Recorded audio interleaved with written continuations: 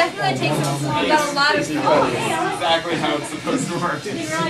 Admittedly, it's supposed to use a tablet, but I don't own one that it's functional with, so... I mean, I think they're going to get bored of it. Yeah, so you can put the cameras on it. I don't think it, I'm not sure if it will work. On this talk about. Yeah, I'll try to do it a little bit. Yeah, well, I think, I'm sure we can. Yeah. So thank you for coming and for supporting us for the last 6 weeks. So, as you can tell, we're still kind of in the thick of it. So we've got until 11:59 to get the robot into a bag. So, unfortunately, we're going to use quite a bit of that. A lot more than we maybe anticipated yesterday. So, so what we've got up here playing is just, this is what actually we'll show in the pitch. Yeah, we'll show in the pits. This is just kind of a collection of pictures we've taken over build season, as well as some outreach and workshop. So you can kind of see. Yeah, so we'll play this in the pits during regionals, kind of so as people, students and mentors and judges are coming by looking at our team, that they'll give them a little bit of insight into things that we do besides the robot that they can see. So this is a very... I might throw on the game video that I might throw that and then... Yep, so while she gets that going, what we have up here are some history pictures of the team. Those are mostly Most of these are year. pretty, a lot of these ones on the background like this are from the first year. This is our second year picture. I guess we don't have anything from last year. Yeah, nothing up there. We didn't get anything from I mean, we've got them somewhere. Yeah, We've got like I- the trifold. I don't know. We didn't find it. Okay. And all got- of the this is team the members church. that were on the team this first year, this is their last season for the last few that were. Yeah, most of Last them have graduated. There's Yeah. only one. One, Will. Well, Will's our the last only one. remaining. Yep, he's the last remaining original team member. He graduates out this year. So. Nope. Nicholas joined the second year. So that's the first year we had 8 students on the team. I wasn't actually on the team the first year. Ray and Nabil were with the team the first year, but I was not. I joined the second year because Bobby wanted to join FRC, so I ended up here. At that point, we were 13 students. So last year we were 14 students, so we didn't really grow a lot between the years, although it doesn't, besides we didn't grow a lot, team we did, because after 2014, we, like I said, we were a team of 13, and we graduated 5 out and had 1 move away. So at that point, we're having a new team again. So, and then now for the 3rd year in a row, we're half of a new team again, because we grew up to be a team of 20.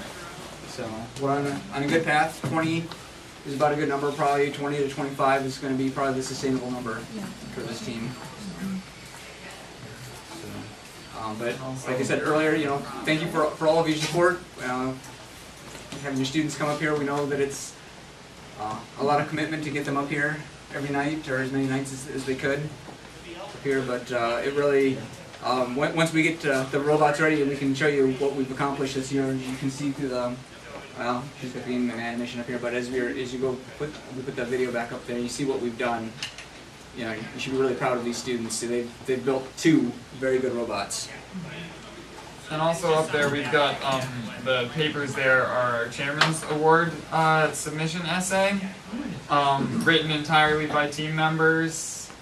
I mean, with some edits, but written entirely by team members, yeah. And some of the various awards and...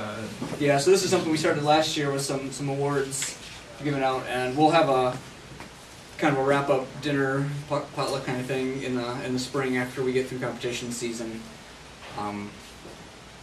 And that's where we'll deal with these kinds of awards again. And then these awards here are awards that we won. These 3 are from our rookie year, and this is from last year. This is our Gracious Professionalism Award from last year at Peoria. And then these 2 are highest rookie seed, and then rookie all-star. And the rookie all-star is actually what got him to Worlds the first year. So, and that was if you talk to Will, that was a tremendous boost for our team. because we went, at that point, we were a small team, and we went to St. Louis, which isn't necessarily historically a very strong regional. So they saw, some robots, but only one sample of robots. Then they got to go back to St. Louis for Worlds, and they got to see really, really good robots.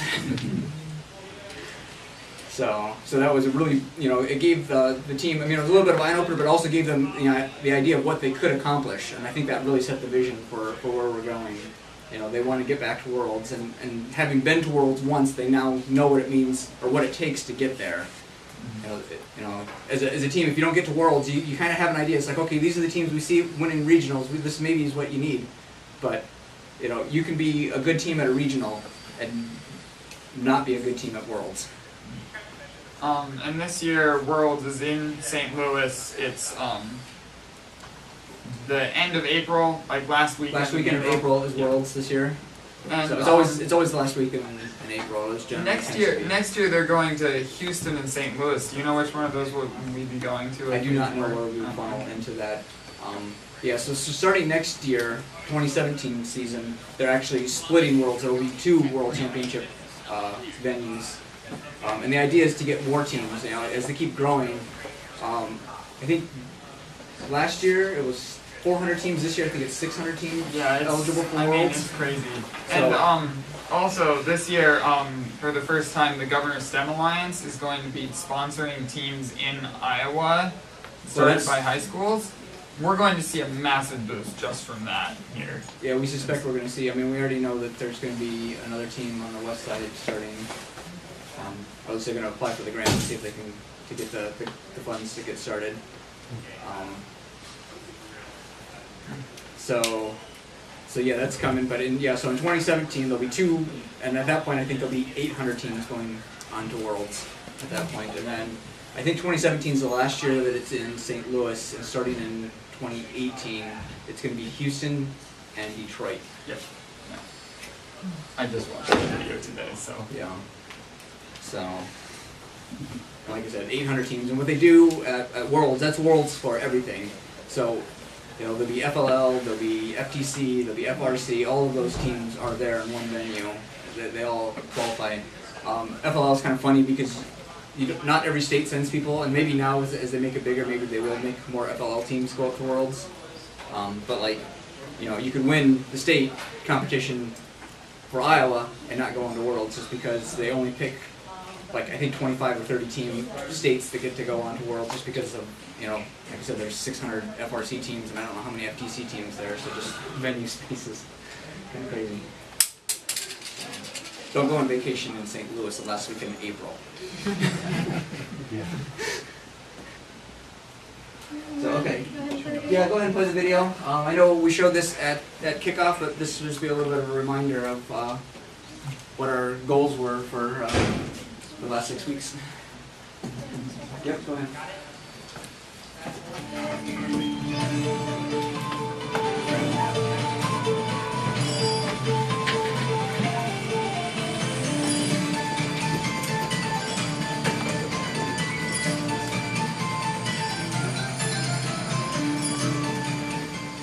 Welcome to the first robotics competition and the 2016 Tournament Challenge First Stronghold.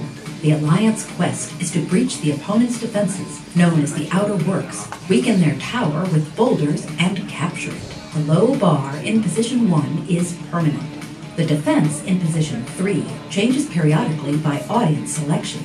Opponents are savvy and will be strategically selecting the remaining 3 defenses to strengthen their outer works while in line for their next match. There are more than 10,000 possible field configurations. Robots start in the neutral zone and may have 1 boulder each. Additional boulders will be placed on the midline and in each castle. Alliances may assign a spy bot to start in their opponent's courtyard and a human player to occupy the spy station to signal intelligence about activities on the far side of the field to their castle. The first 15 seconds of the match, the robots are autonomous and may earn points by reaching their opponent's outer works, crossing defenses, and scoring boulders in goals. During the following 2-minute and 15-second teleoperated period, human drivers remotely control their robots. They retrieve boulders, overcome opponent defenses, and score boulders and goals from their opponent's courtyard. The first time a robot fully crosses a defense, some of the base lights will turn off, indicating that defense's strength is reduced. On the second crossing, all lights turn off, indicating that defense is considered damaged. Once any 4 of the 5 opponent defenses are considered damaged, the outer works are breached and the Alliance receives points. Human players deliver boulders to their secret passage through their castle wall. Alliances may have only 1 robot at a time in their own courtyard to defend their castle. As boulders are scored, the tower loses strength. Once enough boulders are scored in the opponent's tower, the opponent's flag will drop, indicating the tower has been weakened and can now be captured at the end of the match by surrounding it. During the last 20 seconds, robots may extend to reach the tower rungs and scale the tower for additional points. If an alliance captures their opponent's tower at the end of the match, their flag is raised and the alliance earns more points. The alliance with the highest score at the end of the match earns the win. Step into your castle, proudly raise your team standard, and face the challenge ahead at this year's first robotics competition, First Stronghold.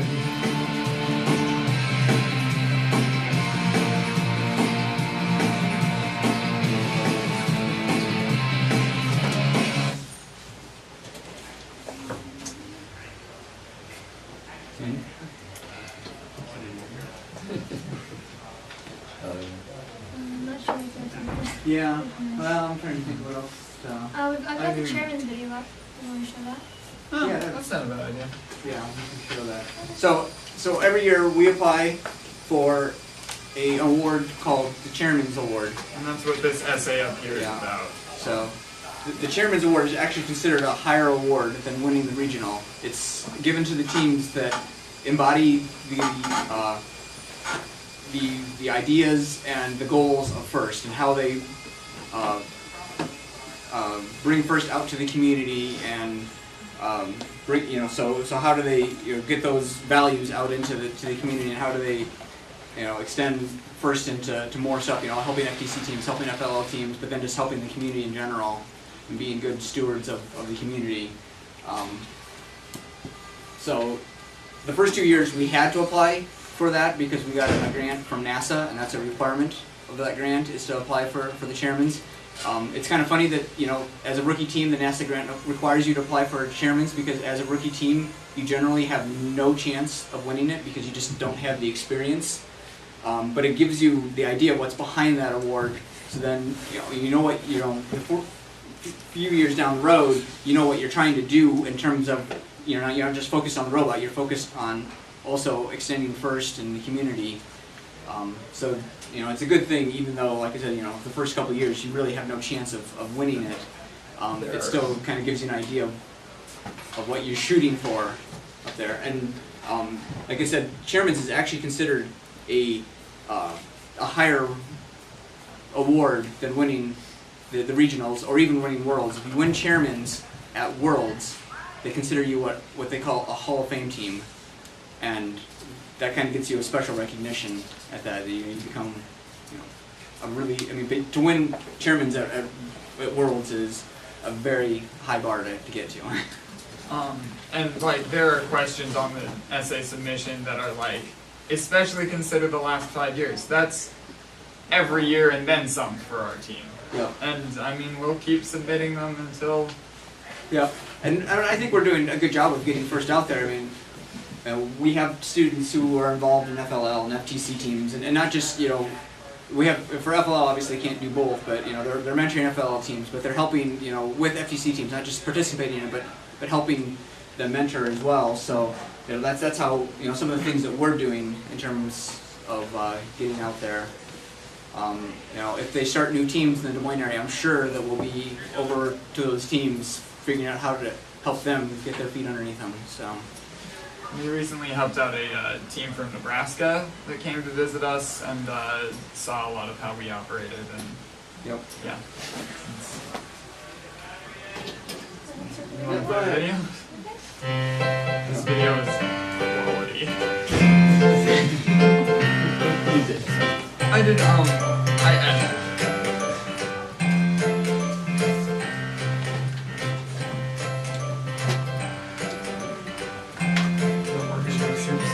I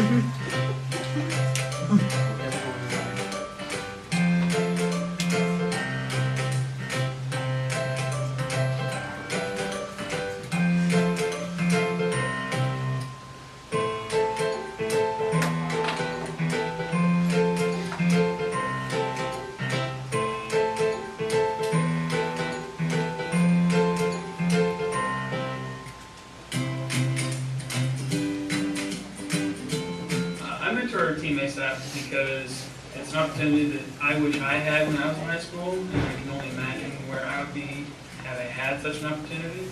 And keep coming back and doing it because it's amazing to work with the students and watch their confidence grow and see them do new things that you never imagined they could do, they never imagined they can do, and really succeed in competition where it's not just a pat on the back, it's a genuine recognition that, hey, you did a good job, you did such a good job, and what you made kicked butt.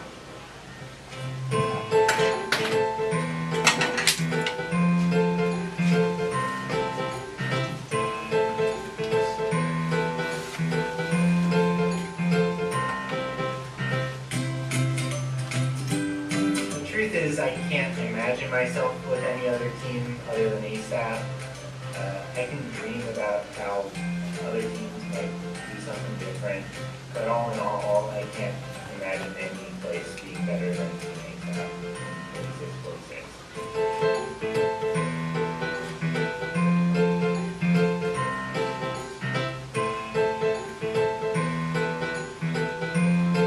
Practice and Club are a school activity for me. It's an amazing opportunity. It's the most valuable extracurricular activity I've ever been involved in.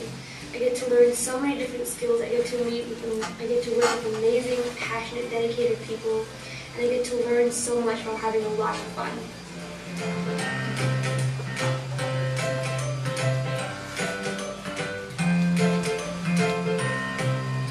I don't think I could imagine myself being on any team other than Team ASAP. It's just such an amazing group of people, both in the students that we have as well as the mentors, and it's such a unique group of people.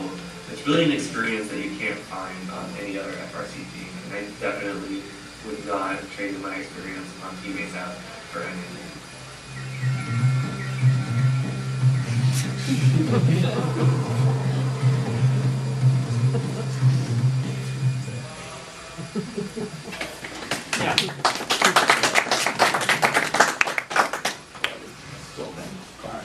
Now, as far as I understand, this video is not actually part of our. That is after they consider your essay and your presentation, then they will get your video. Right, but it's not really part of the judging. It's something that. That's what they play after you win. Yeah, after you win, they play that. So. I think that's the last thing watched by the judges. It's It's part of like, can be used in the judging, Okay. but it's generally not. it's like, It's like a tiebreaker. yeah, tiebreaker. So. Did you want to show them? Yeah. Okay. So. Okay, Is there still before work- you show that, this year's robots are called Sherman and Peabody. It should become a little more obvious when you see them. I'm not going to explain it because you would have to see it. But here's the sponsor board Yeah, for so this Peabody. This is their sponsor board. So. Which one's the competition? Sherman is the competition robot. This is our practice bot. Yeah. So this is the bot we'll have for the next 3 weeks to work on as we get ready for regional. And so that's got all of our sponsors. You can see John Deere, the Iowa Steam Innovation Zone, started by original team member's mother. DMAC, we're 4-H, in case you hadn't noticed when you paid $30. Yeah. So, all the sponsors. Yep. So this is a little bit of how they pay us money. So we give them a little bit of recognition on a prominent spot on our robot. So. Ooh, we should show shirts. We should show the shirt logo.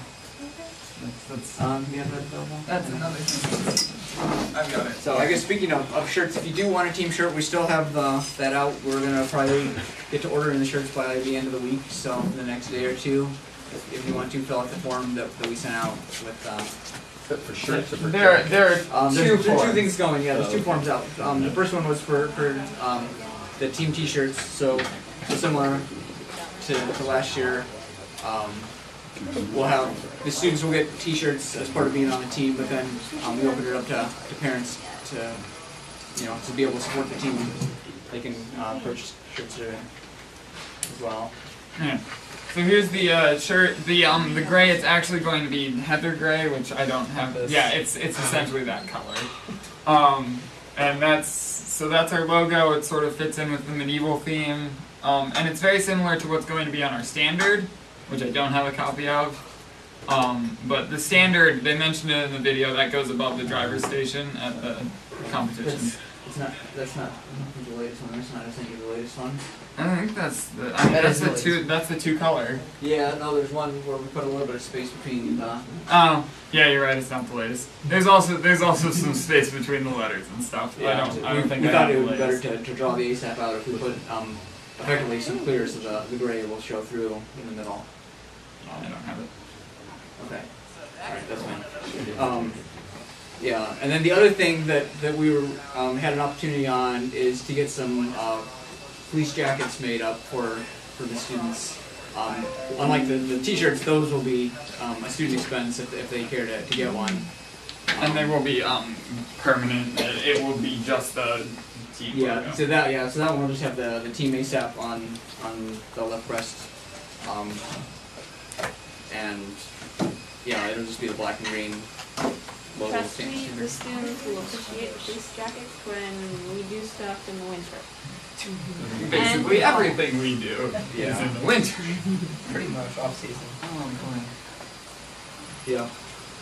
So, and I think those were going to be charcoal gray.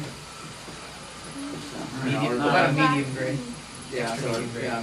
medium gray is what we're looking at for that. And I don't have an exact cost on those yet. I think we were quoted under $20 though. I think it was only in the 16 or so. So it'll probably be 16 to 20, my guess, on where they'll be.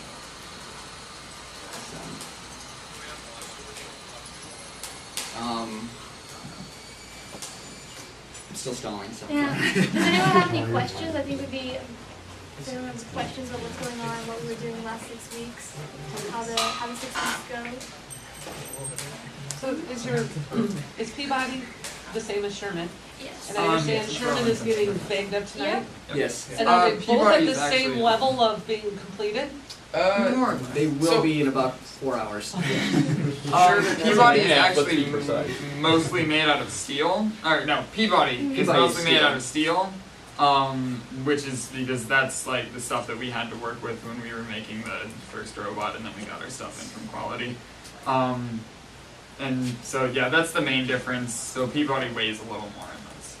So our competition robot will be primarily steel. No. Not steel, aluminum. Sorry. Yeah. Yep.